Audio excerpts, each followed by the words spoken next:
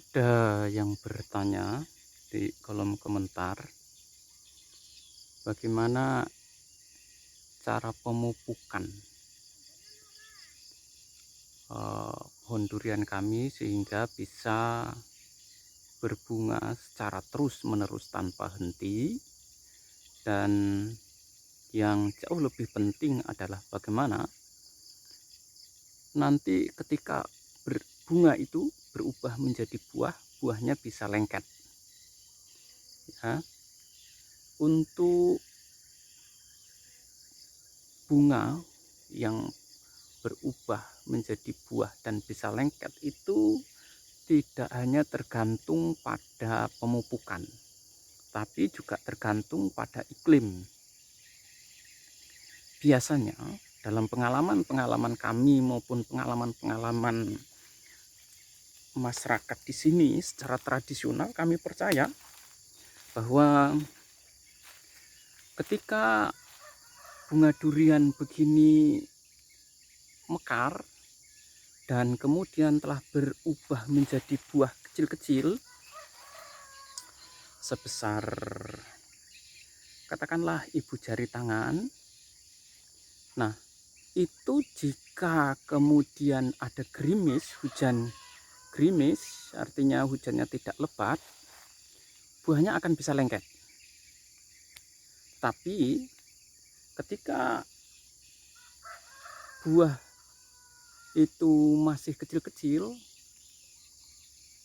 dan kemudian dihantam oleh hujan yang sangat lebat, ya, dipastikan buahnya akan rontok. Itu yang pertama, ya. Jadi kami masyarakat di Kalimantan Timur yang memang biasa hidup di hutan dengan buah-buahan, terutama durian, kami mengamati bahwa ketika terjadi musim hujan yang sangat serius, itu mengakibatkan bunga durian rontok yang sudah, terutama yang sudah mekar dan menjadi buah, itu akan rontok. Nah, untuk pemupukan sendiri sebenarnya bunga itu bisa muncul ketika unsur P itu cukup, ya, tercukupi. Unsur P itu adalah fosfat. Nah, itu kalau kita dalam pemupukan kimia itu kadang kita mengenal istilah NPK misalnya. Nah, NPK itu sendiri, unsur P itu adalah fosfat yang bisa merangsang pertumbuhan bunga, ya. Nah, oleh karena itu ketika unsur P itu cukup, bisa merangsang bunga. Nah, untuk kami sendiri, ya, kami tidak menggunakan pupuk kimia, tapi kami menggunakan pupuk organik yang kami buat sendiri, ya. Kami buat sendiri. Nah, yang menjadi pupuk utama kami adalah air cucian beras. Itu bahan utama pupuk kami, ya. Air cucian beras, kemudian ditambahkan, kalau kami, ya, ini bukan kewajiban, tapi biasanya kami akan tambahkan pupuk lain, ya, yang bisa membantu nambah kesuburan dan intensitas tanaman untuk berbunga. Untuk saat ini, ya, untuk hari ini saya akan melakukan pemupukan. Nah, ini pupuknya kami cairkan, dicairkan. Ini adalah air cucian beras. Kemudian belakangan ini beberapa kali pemupukan itu saya menambahkan ekoenzim yang mungkin sudah 2 atau 3 kali ada campuran ekoenzim karena saya ingin uji coba bagaimana dampaknya nanti. Tapi sebenarnya penggunaan ekoenzim itu dilakukan setelah bunganya ini bunganya ini muncul cukup banyak ya. Sebelumnya saya tidak menggunakan karena tidak punya. Begitu saya dikasih, kemudian saya pergunakan ekoenzim, tambahkan. Selain ekoenzim, kami juga masih punya sisa fermentasi ikan dan kedelai yang kami pergunakan untuk nyemprot padi. Nah, oleh karena itu, karena musimnya sudah lewat, musim padinya sudah lewat, kami kemudian tambahkan di sini ya. Kedelai dan ikan itu unsur kaliumnya sangat tinggi ya. Nah, oleh karena itu ya, ini akan bisa membantu pembuahan dengan sangat baik. Selain ada fermentasi ikan dan kedelai, kami juga menambahkan fermentasi kotoran sapi ya. Kotoran sapi kami fermentasi bersama pupuk. Kami menggunakan Vedagro ya. Kami kebetulan ada Vedagro, dan itu juga yang bisa merangsang pembuahan dengan sangat cepat. Nah,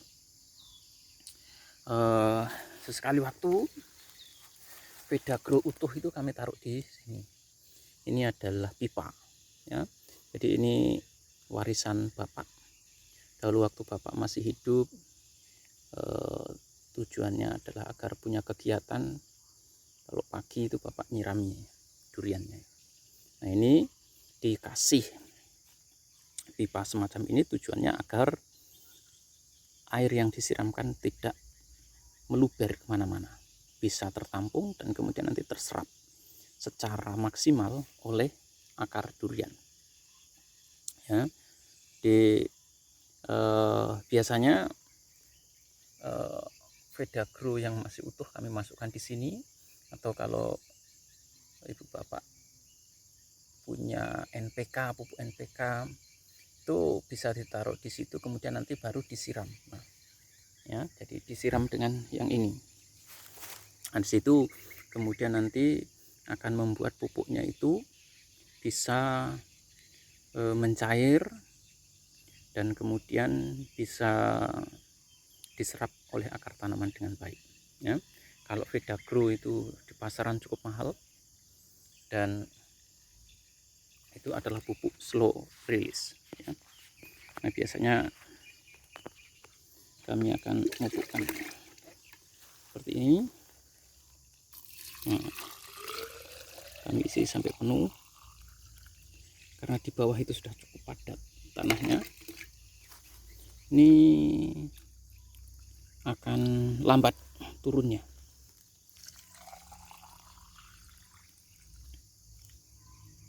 Akan lambat ya. Jadi nih agak cepat sedikit ya, agak lumayan cepat ini. Ada beberapa yang sangat lambat. Nah, ini airnya masih ya. Jadi tetap kita siram, kita tambahkan.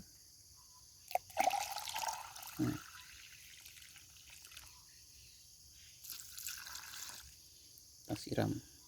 Nah, ini sangat lambat sekali, itu 3-4 hari baru berkurang ya. Tidak apa-apa, tidak masalah.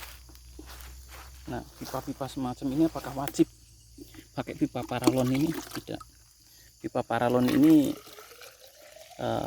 dipasang bapak karena dahulu saya ada proyek untuk membuat hidroponik, tetapi kemudian hidroponiknya gagal dan akhirnya pipanya dipotong-potong bapak untuk pakai.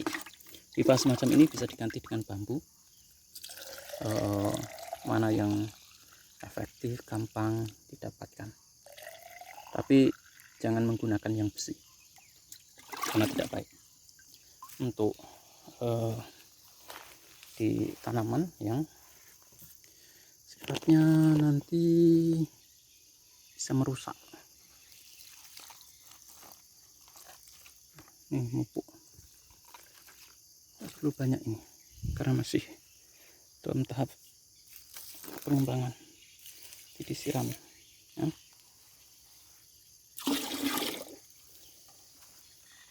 Ya, saya kira itu sistem pemupukan yang kami lakukan, dan semoga bisa membantu ya, bisa membantu untuk